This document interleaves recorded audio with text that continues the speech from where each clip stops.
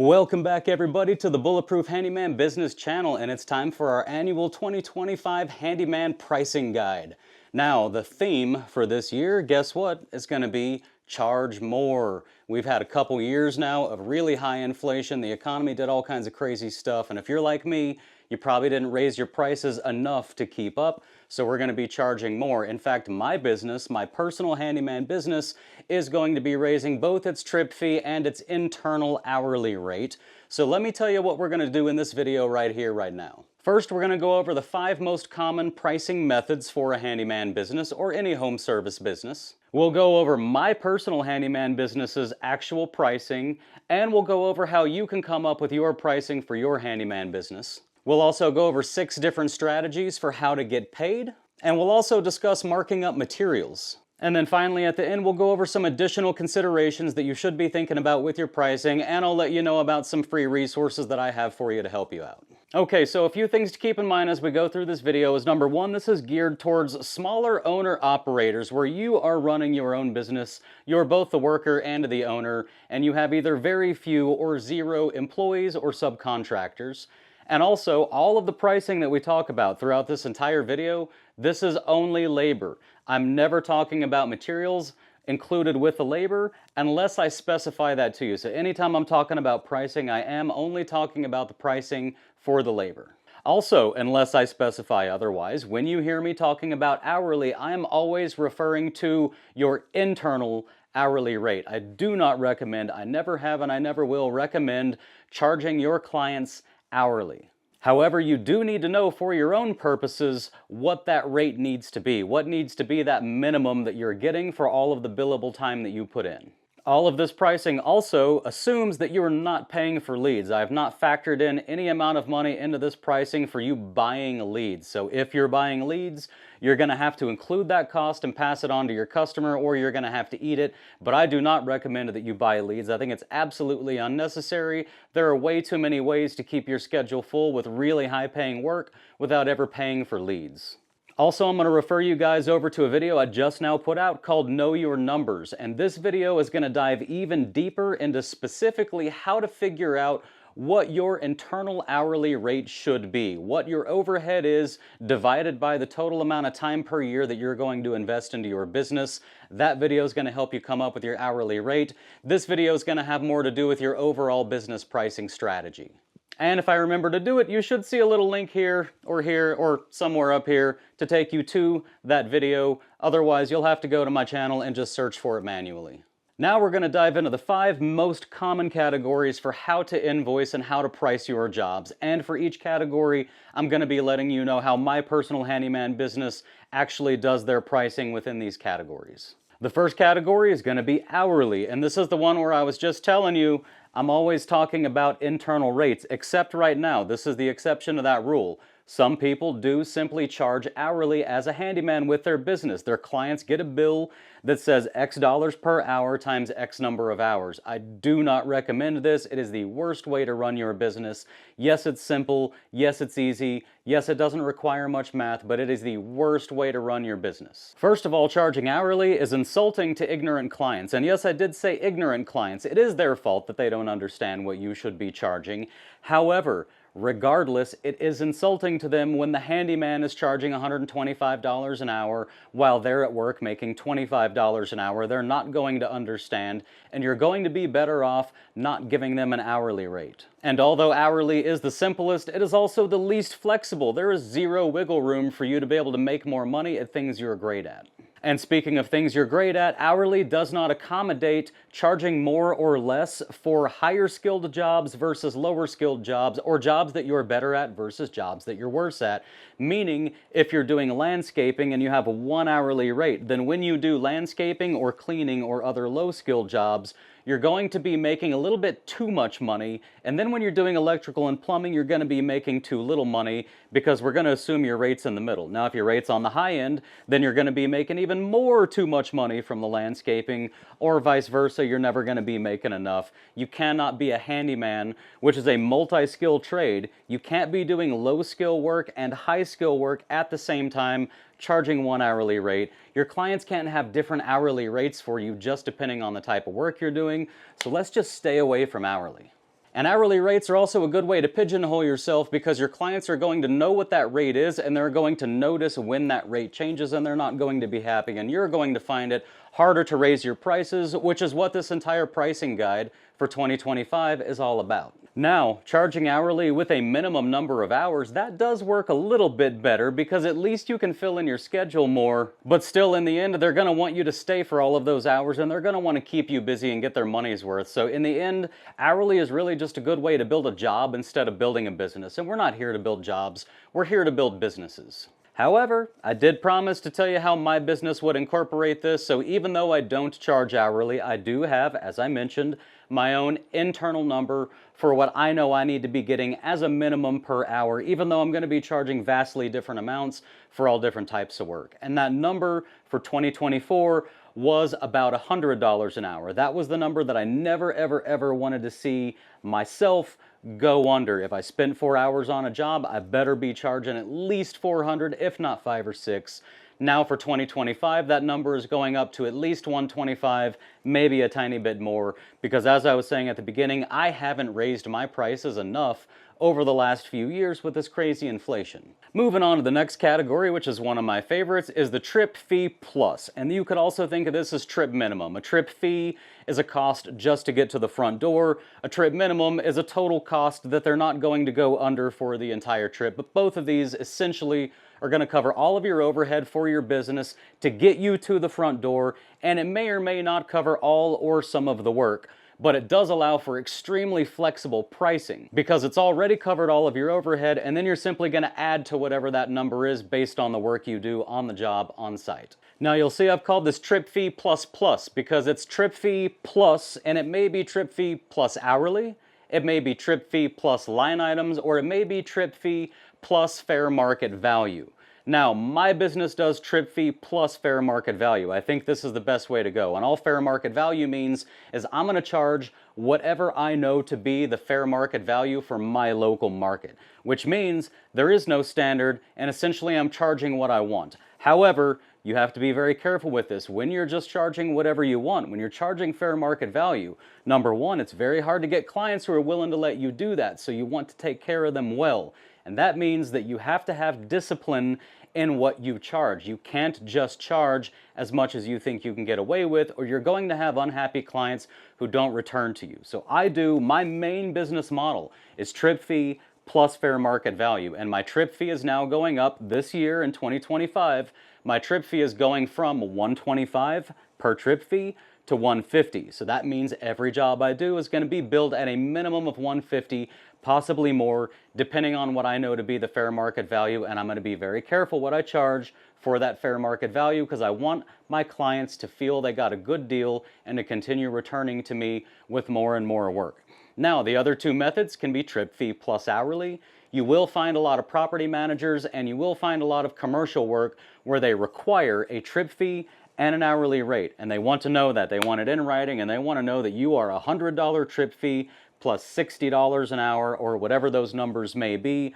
I don't work for companies that require that. I have lost clients and turned down clients because they demanded that I have those types of numbers, and that's just not the way I do it. However, if you need to get your business off the ground and you need to get your foot in the door, it's not a bad place to start, but you do want to move yourself into a position where nobody's tracking your hours, nobody's trying to figure out how much money you should be making because you're not an employee. You're simply providing a service for a trip fee plus fair market value. And then the other method that I do like, though, is trip fee plus line items, and I do this more for move-outs, and I do this more when I'm doing estimates for very large punch lists, and it essentially works the same way.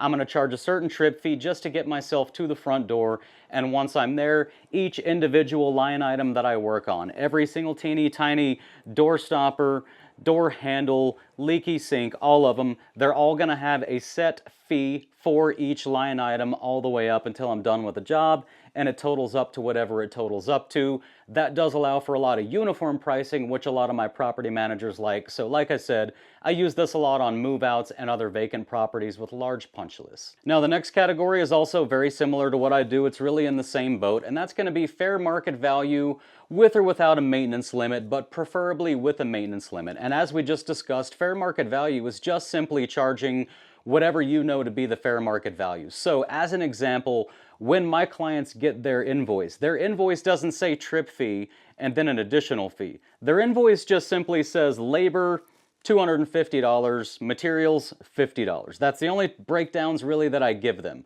So that $250, it does include a trip fee that I then added a fair market value to, but they don't read it that way. They just simply read a fair market value labor price plus a materials price. Now, what's really great about this method is it fully discards and does away with any idea of any sort of hourly rates. We are not looking at hourly, we are not thinking about hourly, other than our own internal rates that we know we want to remain billable at. But this allows for us to charge the maximum fair price. There's a window for every job that we do, and for every job we do, there is a price that is too low and there is a price that is too high, and in between is a fair window. And what we want to be doing, especially with fair market value pricing, is that allows us to get our price up near the top of that window, but not hitting the actual top of the window. So we're not the most expensive in town, but we're definitely not the cheapest, and we're not in the middle. We're trying to get up there in that second half somewhere. Now, fair market value pricing is infinitely flexible, and that's both a good and a bad thing. One of the reasons it might be a bad thing is because it's hard to find clients who are willing to allow you to just simply say, I'm going to charge whatever I feel like charging, and you're going to like it, and you're going to pay me, and you're going to send me more work. It takes a lot of work to get those clients, so to have a pricing model based on fair market value, it's going to be harder to get new clients, but not impossible. I did get mine with that method. However, it is best when paired with a D&E, which is do not exceed, also known as a maintenance limit. A maintenance limit or a do not exceed is a number that's pre-established ahead of time that basically says, look, if you can do it under this budget, then just go ahead and knock it out. You don't need any approval. But if it's going to go over a certain amount, then we're going to need for you to call us and ask for approval. So a D&E, do not exceed, or maintenance limit, those are the two terms you're going to hear. Those really work great with fair market value because it at least lets your client know that there is a number you're not going to exceed. And finally, my actual pricing for a fair market value with or without a maintenance limit is generally going to be that for all my little one-off jobs is going to be, again, door handles, closet doors, windows that won't lock, leaky sinks, ceiling fans that need to be replaced, all of these general handyman jobs. I have been at a $125 trip fee, now I'm at $150, but as I told you, my clients don't see an actual trip fee on their invoice, they just see a total amount for labor. So the way that my pricing works now is for all these simple one-off jobs that take like a half hour or less, they're all going to be $150. Anything that goes over a half hour, or anything that's electrical, anything that's plumbing, anything on the roof, anything under the house in a crawl space, anything outdoors when it's really, really hot or really, really cold, anything that involves mold, anything that involves any dangerous chemicals and or biohazards. All of those are going to then add a premium. So for the simplest of simple jobs, it's going to be $150, and for anything at all that makes that job anything less than quick and simple and safe, anything that makes it anything less than that, or worse than that, I guess you could say, is going to add a premium. And most of my jobs, typically little one-off jobs, are going to come out to being somewhere around, let's say, $165 or $185 up to about $250 for the one-offs, and then of course more if it's multiple items on the same job. The next pricing method is going to be estimates or quotes, and these are going to be either firm or dynamic. So an estimate or a quote. A lot of people argue on this, but my best understanding is an estimate is kind of a foggy number, it's not precise, and a quote is supposed to be more of a firm number. However, my clients, and most likely your clients, they're not going to be thinking of estimates and quotes and bids as each having some very specific definition that they're going to dig into. The general idea that I want you to take away from this is when you put in writing how much you're going to charge to do a job, and you try to get somebody to approve that amount of money for that job, your job is to do that job for that price. That's your job. And if you can't do that job for that price, you have failed somewhere, and you need to figure out what you did wrong so you can fix the way you run your business in the future.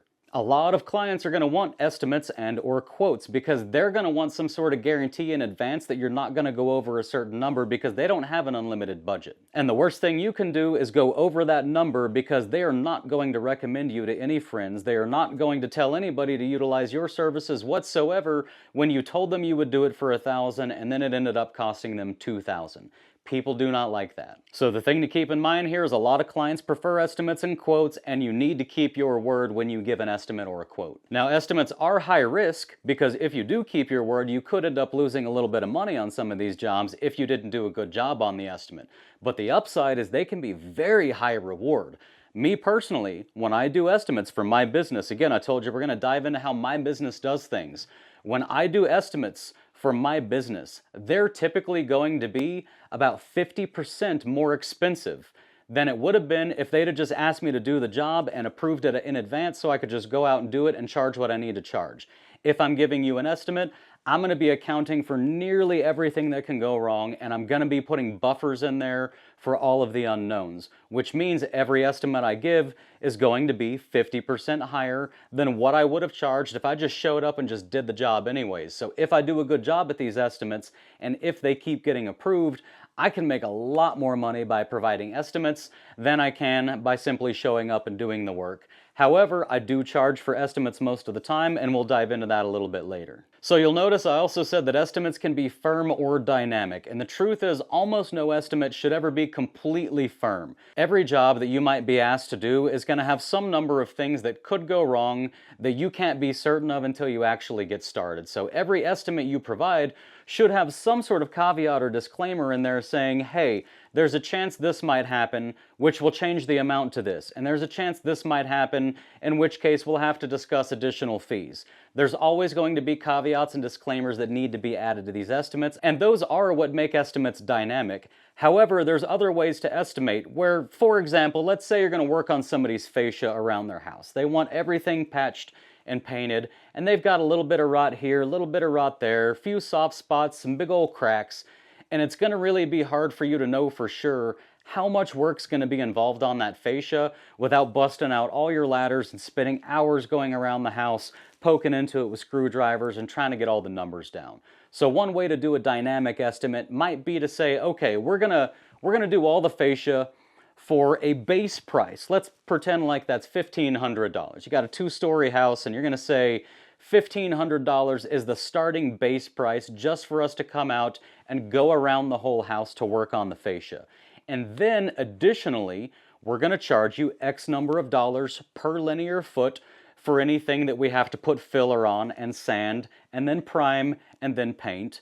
And we're gonna charge you this amount of dollars per linear foot for every foot of fascia that we have to cut out and physically replace and then patch and then sand and then primer and then paint. So that would be a dynamic estimate where the actual total cost in the end isn't known, but at least the path for how you arrive to that total cost has been laid out very explicitly and agreed upon by both parties. And as I touched on briefly, you do want to make sure that you have all of your caveats and all of your disclaimers because these are what's going to limit your liability. So anytime you're working on plumbing, there should be some disclaimers about what may or may not happen if their piping is just in bad shape and something bursts. Or if you're working on electrical, there should be disclaimers that you may or may not be able to fully complete a job without an electrician's license, depending on what you find when you start digging in. And unfortunately, the only way for you to really know how to do a good job at this is experience. You're gonna have to go out on the job, you're gonna have to make your mistakes, you're gonna have to lose a little bit of money here and there, and each time that happens, you learn more and more about how these jobs tend to go and what types of disclaimers and caveats you do need to be adding to your estimates. Now let's touch on charging for estimates real quick. This is a touchy subject. A lot of people expect free estimates. They just assume that every single legitimate company out there is going to provide free estimates. I'm here to tell you most of the times when big companies are giving you free estimates, they're not really giving you free estimates. What they're doing is getting you to allow them the opportunity to come pitch you and to try to sell you on purchasing a product or service that they're offering. That's really what they're doing. For small guys like us, for owner-operators, it's not that we're small, but we're owner-operators. We're not big businesses. For us, our time is extremely valuable and all of our time needs to be billable because we are not out there selling, and hiring other people to do the work. We're out there doing the work for the money, so we need to get reimbursed for the time that we invest. So my policy is that my estimates are the price of a trip fee. If you need me to go to a property, measure things, look at things, go home, look up materials costs, figure out what I'm going to charge, type it all up and send it to you, that's work. you're going to have to pay me for that work. However, there are some exceptions. Number one is if you can send me pictures and videos that cover everything so that I can make the estimate just from the picture and video. However, there's going to be a disclaimer in there that says because I made this off of just picture and video, if I show up and find things that couldn't be seen in the photos or the video, things that couldn't be known from those, then I'm going to have to charge more. That disclaimer will be in there. But I will do it for free if you can send me enough pictures and videos to be able to write an estimate. I'll also give you a free estimate if you have approved work at that property. So if I can show up, say there's a pop-up stopper in a bathroom sink that needs to be fixed, I'll give you an estimate for replacing a bedroom door or for fixing the trim on the back porch or whatever. I'll give you that estimate to do that repair for free if on the trip to the property to look at the thing that I'm estimating, you have provided me with some sort of billable work that I can still do and bill for to at least cover my trip to the property and the overhead that my business incurs just by me spending an hour on your job. And the price I've been charging for my estimates in the past is $125. It's the price of the trip fee. In the future, now that my trip fee is going up to $150, I think I'm going to keep my estimate price at $125. And in fact, I might even lower it to $100 because I'm getting more and more estimates approved these days for bigger jobs, and I do like making money on bigger jobs, so I might even drop that to $100 just so that they enjoy sending me estimate requests a little bit more than they used to. And finally, let's talk about my estimating process. I have two main methods. The first method is going to be for a move out or any vacant property with a large punch list. And the way I'm going to estimate this is the first line item is going to be $125, or now, moving forward, in 2025, $150 for my trip fee. And that's going to cover admin work, parts shopping, cleanup, garbage disposal, all of the expenses involved in getting that job done are under that $150 with the exception of the actual work itself. The tools in hand, materials in hand, on the job, knocking the work out, that's not included in that $150. So that $150 trip fee is going to get me there and it's going to get all the shopping done and all the admin work done. And then on that estimate, every single item that I'm going to be working on above and beyond is going to have its own line item price. And a lot of those are just standardized. In fact, I have, by the way, at the bottom of this description for this video, there's a link for my free documents. One of the things you can get is all of my custom line items that I use inside my Jobber account for building out my estimates and for billing move-outs and stuff. And all I generally need to do is go in, for example, a smoke detector. I'm just going to do my $150 trip fee. And if it's 6 smoke detectors, the next line item, I'm going to be able to just double click on smoke detector, tell it quantity 6. All the description is already laid out. Go down to the next line item. It's going to be for the materials for the smoke detector. Double click on that one, add it, change the quantity to 6. It's going to add it all up for me. And that's how I do my move outs, or my large punch list on vacant properties is going to be line item by line item by line item. Now, let's say somebody wanted a bigger job done, like maybe half of this house had a bunch of holes punched in the wall and they're going to need somebody to come in and spend 2 days patching holes all over this house, and they're going to need one estimate for all of that drywall work.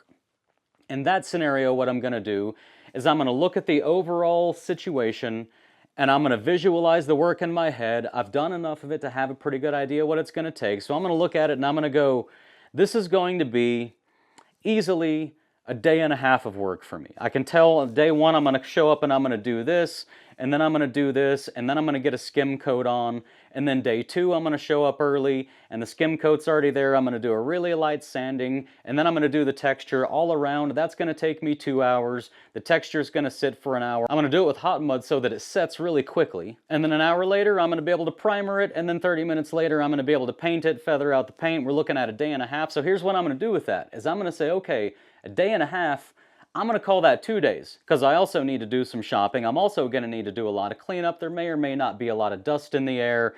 Any number of things could go wrong, and I'm giving an estimate, which, what did I say before? They're always going to be at least 50% higher than they need to be. So I'm going to take what should be a day and a half, and I'm going to call that 2 full days. And then I'm going to look and say, okay, what do I want to make per day? 600 is a nice rate per day. That's a nice average rate that you can just get day in and day out. But again, I'm providing an estimate. I have to eat this if anything goes wrong. So what I'm gonna do is I'm gonna say I want $800 a day for 2 days. So now that's gonna be $1,600 to get that job done. And that's just for labor. And then next I'm gonna add the materials, and the materials are gonna be pretty easy. They're usually not much. I'm gonna make sure I know how many different colors of paint that I may or may not have to get matched, and I'm gonna accommodate for those. So let's say in this house it's gonna be 3 different colors of paint. I know I'm gonna pay probably $20 to $30 per gallon for each of the 3 gallons. So I'm just gonna call that $30 times 3 gallons is $90, plus some drywall, some hot mud. So I'm just gonna ballpark and say that sounds like $125, maybe $150. So guess what? Again, I'm gonna just call that $200 worth of materials, and if I don't need to charge that full $200, I can discount it. But when I do my estimate, I'm now going to be saying $1,600 for labor, because that's $800 for 2 days, plus $200 for materials. That brings me to $1,800, and then I'm still gonna add another little buffer, and I'm just gonna say, you know what's gonna sound really nice? $1,935.50. That's going to be my price. I'm going to put it on that estimate. If it doesn't get approved, that's fine with me.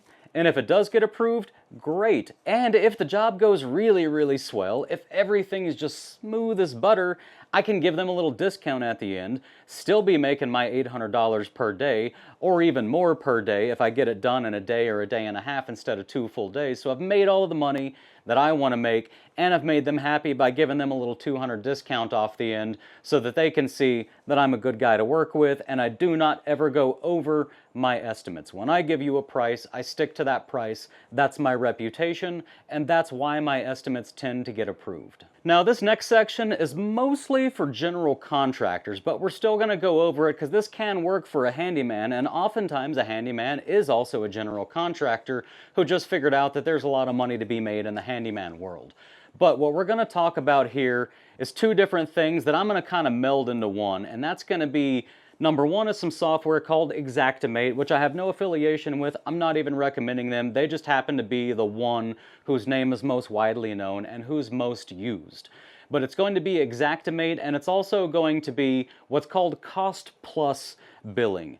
Again, this is usually for general contractors, and what cost plus is you're agreeing in advance to certain hourly rates for certain types of work that's getting done, to certain types of rates for certain types of materials, and certain rates for certain types of equipment.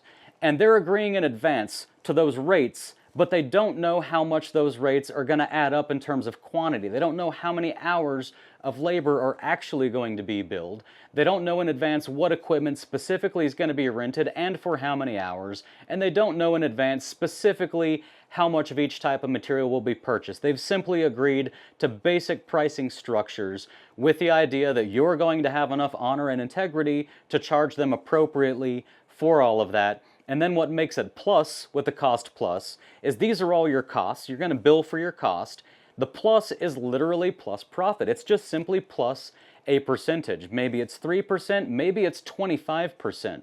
But whatever that percentage is, you've agreed in advance that things cost what they cost. You're going to cover all your expenses at these rates, and then you're simply going to charge a fixed percentage on top of that. That's the plus and cost plus. And oftentimes the rates, however, those rates that you're agreeing to in advance, those are coming from places like Xactimate. And Xactimate, it's great for the insurance industry, and it's also great for just any business to business where there are large sums of money getting spent and things need to get done. They need to get done right, and they need to get done right now, and price is less important because these prices that you're going to find with Xactimate, they're going to be generally on the higher end. They're going to be covering essentially every scenario you can imagine. In fact, I want you to think of medical billing. If you've ever seen medical billing, you go in, your doctor does whatever your doctor decides needs to be done. He has tests run on you, he asks you a bunch of questions, different people come in and take blood and check different things, and when it's all said and done, after all of your treatment, a log of everything you've done is there, and a medical billing person is going to just go through and find all the codes for all the things that were done, and those codes are each going to have a price per attached to them, and they're just simply going to add quantities and bill whatever needs to be billed to your insurance at the end. Xactimate is not much different than that. Now, this does require very specific clients. This requires either, as I was saying, wealthy clients or insurance companies or restoration companies, maybe government, or any other industry, again, where there's just a lot of money to go around and it's more important to them that the job gets done right and it gets done right now than it is that it gets done cheaply. Now, I also told y'all I'd talk about marking up materials, and this is another one where hopefully there's a link somewhere. I don't know where it goes, but I'm going to try to stick it in there when I'm done filming all of this. And I do have a video called Never Mark Up Materials. It's a very recent video on my channel, and I say that kind of in jest because the truth is you are going to be charging something for the materials. I do not ever propose that you do not get reimbursed for every single minute that you invest into your business and into your clients. When I say never mark up materials, here's what I mean. The term markup is usually meant to say that you're going to take, call it 10%, again, 10%, 2%, 25%, 100%, call it whatever number you want. The idea of a markup is that you're going to take the cost of X material, doesn't matter what it is, any material, and you're just going to add a percentage. You're going to double the price of that material, or you're going to add 50% or 25%, and whatever that number comes out to, that's what you're now selling the material to your client for. That doesn't work. It can work in some industries, but specifically as a handyman, that can't work. And I'm going to give you a very quick example. Let's take drywall as an example. We're going to take drywall and a faucet, and this is what I talk about in that other video if you want to go watch that video. But a faucet might cost you $300, and it takes no time and no effort to procure and store and transport. So if you double the price of that faucet, you've gone from $250 to $500, so you just made $250 for pulling an item off the shelf, paying for it, and throwing it in the back of your truck. Now, let's take a $15 sheet of drywall. $15. You double that, and you're only charging $30. But look at the work involved. The drywall, you have to get a big old cart. You generally have to fight around some other people who are trying to get drywall or other building materials. Get it onto your cart, pay for it. You may or may not have to empty your truck or your trailer or your van, or you may have to bring a separate trailer with you that day just to accommodate the drywall. It's bigger, it's bulkier, it's heavier, it's more inconvenient. You waste more time on it, and yet for the same amount of time investment or even more time investment with the drywall, you've made $15 by doubling that price here. You've made $250 here. It doesn't work out. It doesn't make sense. You need to actually know what your investment is into these materials and be charging for them appropriately, and or similar to how I do most of my materials, as far as the procurement and the storage of them and the transportation of them, that's already worked into my labor costs. My labor costs more than cover all of that, and I've allocated the time and money for that. As you'll see, if you go look at my Know Your Numbers video, which is the other one I told you that I did just recently, that breaks down all of your expenses. Part of that is materials procurement, storage, and transportation. And another one of my solutions is that I just simply have standardized line item pricing for materials. So if I'm working on a sink pop-up stopper, I think I'm charging $26 for what I call a pop-up stopper repair kit. And I do buy these little kits, and they do cost something like $20-something, but they contain all the parts and pieces I may need, and I might only use one little piece out of it. I'm still charging for the whole kit, and then I'm consolidating that small kit into my bigger kit, but I have standardized line items where I'm just always going to charge the same for materials for the same like job every single time. And on some jobs, I'll make a little more. On some jobs, I'll make a little less, but I'll always make money rather than losing it.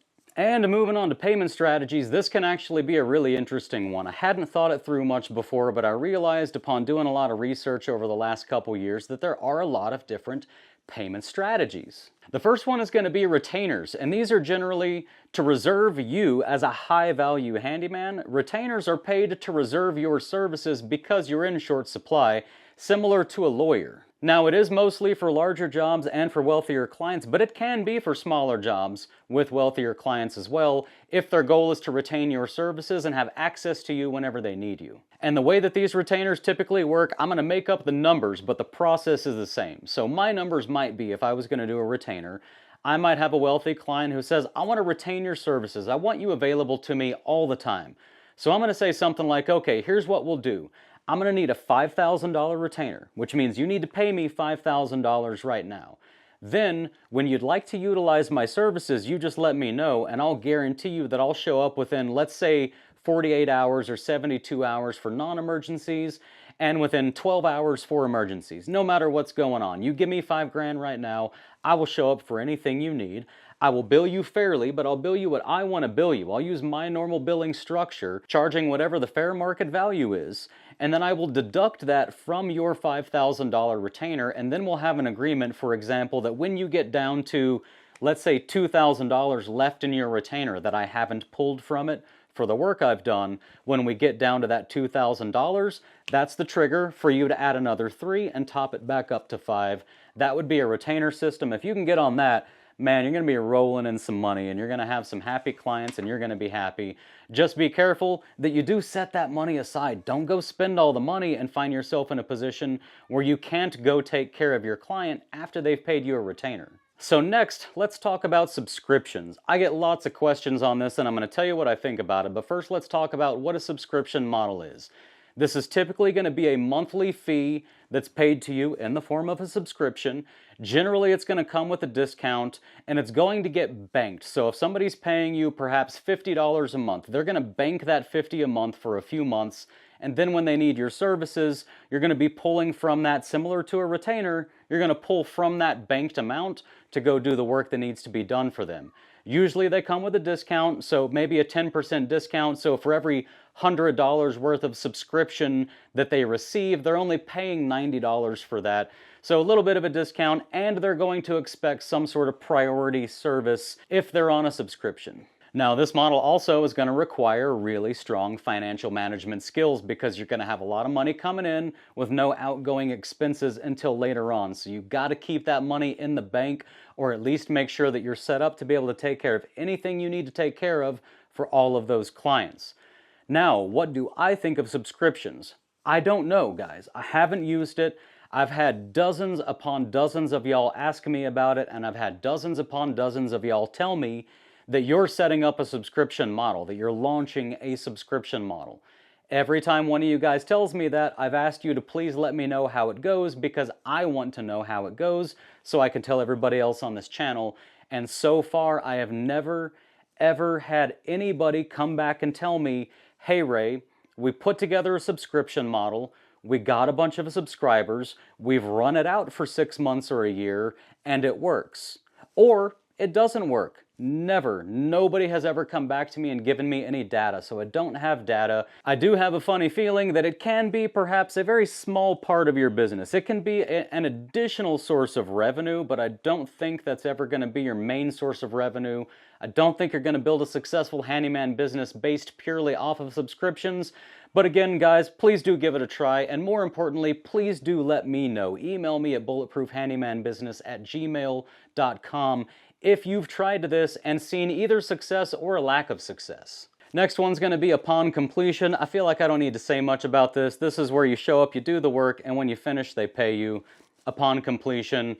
It's kind of the way that most people are doing stuff. Next is net due, and this is my business model. I am a net 30 company, and net due just simply means that you as the provider and or your client both refer to yourselves as net 30, net 45, net 60, net 90. And what this number means is this is the number of days that it's expected for a payment to take place between both parties, X number of days after an invoice is submitted. Not after the day the work's done, after the day that the invoice is submitted to the other party. So if you're a net 90 company and you're the one doing the work, then what you're saying is when I invoice you, if you want to work with me, you're agreeing in advance that when I invoice you, you will pay me within 90 days. And the same thing going in the other direction. If you're a net 90 company who's hiring out work to other people, then you're saying, if you work for me, if I give you work and you go do that work and send me an invoice, I will pay you within 90 days. So mine, I'm net 30. My clients are also net 30. You're going to find a lot of net 30s out there in the rental world. And then as far as other types of clients, for example, insurance and real estate, a lot of those you might find to be net 60 or net 90. I've even heard of net 120, but just know this, the longer out the payment comes to you. So a net 30 is going to charge less than a net 60. A net 60 is going to charge less than a net 90. The longer you have to wait for your money, the more money you're charging, because you are investing, usually, your money into both labor and materials in advance, and then they're just essentially taking that loan from you for a very long time. So you got to make your percentage off of that by letting that money be out there floating around instead of in your bank account as usable capital. So the longer it takes to get paid, the more money you charge. And like many of the others, this is going to require really good financial management because you're going to have to be able to spend upfront, large bulk capital in the bank to pull that from while waiting to get reimbursed much later on. But believe it or not, it is a great method. It's how I built my business. It's the secret sauce. It's the trick that I figured out, which was that I could charge a lot more if I went after undesirable customers, and they're only undesirable because they take too long to pay. But too long, that's an opinion. If you're a handyman used to getting paid same day, 30 days feels like too long. If you're a handyman who expects to get paid in 30 days, 30 days is just right. And finally, the last method is going to be deposits combined with milestones sometimes. Pretty simple. Obviously, you're going to do a big job. You're going to paint somebody's house. It's going to be $750 worth of paint that you need to buy, plus whatever the labor you're going to charge. And you're just going to want to make sure that you cover a bunch of that up front. So usually it's going to be something like 50% down. So if it's a $2,000 job, you're going to want $1,000 down. If it's a $5,000 job, you're going to want $2,500 down. But you're going to ask for a deposit, and what this deposit's going to do is it's going to require some level of commitment from your client so that you know that they're serious and there's less risk of you getting to the end of the job and them just not wanting to pay you at all. Now, if you have a client that doesn't want to pay you a deposit for a large job, that is a red flag, and I would just walk away immediately. And you should also know there are clients out there who will consider a handyman asking for a deposit to be a red flag on the handyman. It is unfortunate, but those people have been burned too many times by too many handymen who took deposits and just walked away. But simply because that's happened doesn't mean you don't need to take deposits. If you're doing a large job, you should be taking a deposit. As with everything else, it's going to require good financial management. I have seen a lot of businesses fail because they take a deposit for a job that they underestimated. They spend all of that deposit, and they don't have enough money to finish the job, and now they're taking a deposit for a future job, and they're using that deposit over here on this job, and by the time they get to that job, there's no more money left for that job, so they're taking a deposit from another future job, and before you know it, they're operating on deposits for jobs that are 3 or 4 months out, and they don't have any money to finish the jobs they have today. I've seen it happen way too many times. Be very careful with these deposits, or more precisely, be very careful with your estimates. Make sure they do actually cover your costs. And then finally, milestones is very similar to deposits, and all that's going to be is if it's an even bigger job, maybe it's a $10,000 job, and you're going to want to be getting paid $2,500 at a time. So you can do $2,500 down, $2,500 due when you get all the demo done, another $2,500 due, let's say when you get a bunch of cabinets installed in the laundry room and or the garage, and then the last $2,500 when you've got everything trimmed out, all the fresh paint done, and you've closed the job out completely. Those are milestones. So think of milestone as just simply multiple deposits before the end of the job. Now moving on to additional considerations, it looks like I've doubled up on charging for estimates, so we're not going to worry about charging for estimates. I already talked about that. Community service, guys. Your business is not a charity. Your business can choose, as part of its business plan, to do some amount of charity work or community service work, if that's part of your business. But what I'm getting around to more here is you're gonna have a lot of people who come to you and say, hey, I don't have much money, but I need this work done. And if you've got a big heart like I do and like a lot of handymen do, you're gonna want to do the work for whatever they can afford because you wanna help people out. And there's nothing wrong with that. But here's what I propose to you. My business, pretend like my business's name is also Bulletproof Handyman. It's not. I have my own business name.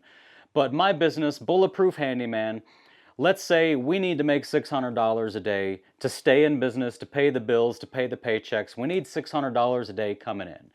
If we go doing a bunch of favors for a bunch of people and we don't get that $600 a day coming in, we lose our business. And that's not okay. We have families that are depending on us to run a solid business.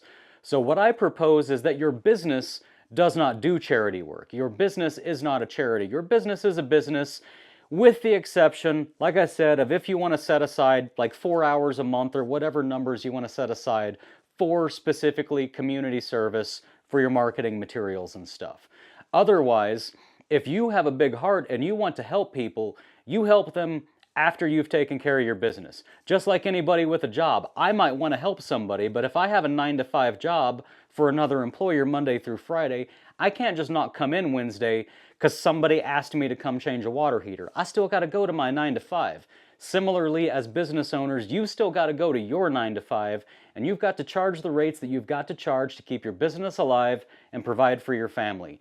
If you want to help people, help them as Ray Duke, not as Bulletproof Handyman. Bulletproof Handyman doesn't do charity work. Ray Duke, however, can do some charity work on the weekends and after hours, but he's got to take care of his family first. Next is emergency jobs and urgent jobs. So an emergency means they need you to drop everything you're doing and go take care of this right now.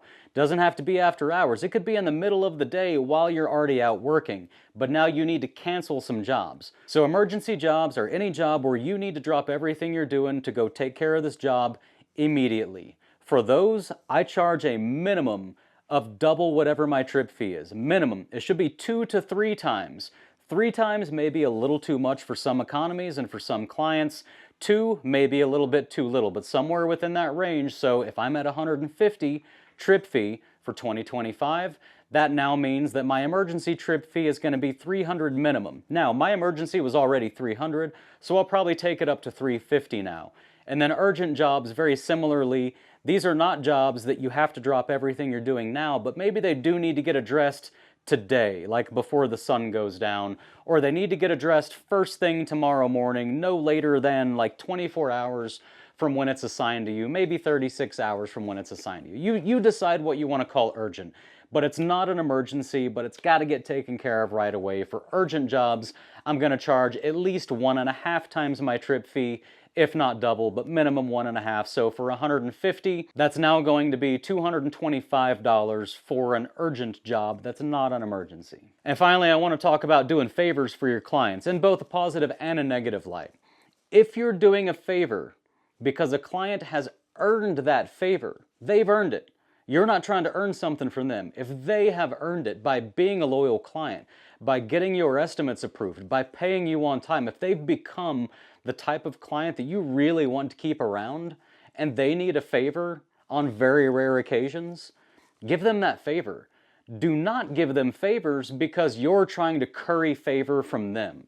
You don't need to beg for your clients to like you, and you don't need to do work more cheaply than you should be doing it, and you don't need to be going out of your way doing them any favors really at all if they haven't earned that favor in advance. There are not enough handymen in the United States right now, especially not enough quality ones. So if you're providing a quality service at a fair price, that's the favor. That's all you need to be offering them. So now we're at the end. Let's talk about the free resources I have for you. But before I do, I just want to point out I've used Jobber to grow my business for the last 4 years, the entire time I've been in business. I love Jobber. I was promoting them before I was ever signed on with them as an ambassador. I think they're the best software in the world.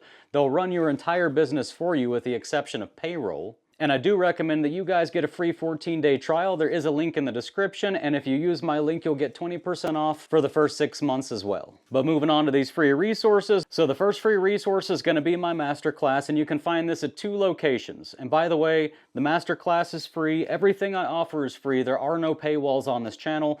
That's why I'm partnered with places like Jobber. That's how I fund what I do here. But the masterclass is free. You can find it at bulletproofhandyman.com, first of all. No registration required. Or you can go to the Thinkific website and find it there. And there are links to both in the description of this video. If you go to the Thinkific website, it is also still free there, but it's going to be in more of a masterclass format that's going to track your progress. Next is going to be my custom line items, which I mentioned earlier. You can download my custom line items from my Jobber account in a CSV file, and you can then upload them into your Jobber account and have my custom line items that I use every day in my handyman business. You can have mine available to you inside your Jobber account to use exactly the way I use them with my wording and my pricing. However, I do recommend that you adjust the pricing to match your pricing, and that you adjust the verbiage to match your verbiage and your descriptions of your work and your materials. Next is going to be the tools list. Also within the same documents, by the way, scroll down to the bottom of any of my videos. That's where you're going to find the link for downloading the documents. Go to the bottom of the description, click on that link, and within my free documents, you're also going to find an all-encompassing tools list for every single thing you're going to need to run your handyman business. I also try to do live streams all the time, guys, and I do mean all the time. I do backpacking trips every single morning. I go rucking, that's part of my workout. I live stream it pretty much every morning. Y'all can ask me handyman questions there. I live stream from my computer in the evenings quite frequently. You can ask me all the handyman questions you want there. I live stream on the job. You can ask me questions there. I also have a newsletter. You can go to the description of this video to sign up to get the newsletter. It's going to have tons of great information. And I do webinars generally every weekend. Not every single weekend, but most weekends. On Saturdays usually, I'm doing a webinar. This is a workflow webinar where I'm going to take you into Jobber and I'm going to show you how I import jobs, how I create the jobs within the software, how I write estimates, how I write invoices, and how to navigate that software and just sort of run your business electronically on the admin side in general. You can come for that, but you can also stay to just ask even more questions. So those are the ways you can get the most access to me. And then the final way is I do a lot of camping trips on this channel, and you guys are invited. These are generally going to all be sponsored camping trips. I'm going to provide the tents, I'm going to provide the food, I'm going to do all the cooking, all the cleaning. All you got to do, guys, is show up with your friends, your family, your loved ones, and just enjoy a nice weekend of camping. The next one's actually in February. It's going to take place in a cabin because it's going to be a little bit cold for camping. So we're going to even have the bonus of being in a cabin. And again, that's sponsored. It's free. In fact, Next Insurance sponsored it. So if you want to thank them, go to the description of this video and click on that Next Insurance link and get a quote. Don't buy it if it ain't right for you. Just get yourself the quote. But Next Insurance sponsored the one in February. There's a link in the description to go sign up for that as well, so you can get your seat at that campout / cabin stay. And by the way, we're going to be right down the road from Tombstone, Arizona. So on Saturday, we'll be taking a little group trip into Tombstone just to do the touristy stuff, watch the gunfights in the streets, maybe get some black and white photos with our Old West gear on. You never know. But we're going to have a good time. And that's another way that you can get some contact with me if you need to pick my brain, is just come on one of these campouts. And I think that's everything. Let's see. Yeah, that's all of it, guys. So thank you for showing up. This is the 2025 Handyman Pricing Guide. I love you guys. I hope you're out there killing it, and I'll see you on the next one.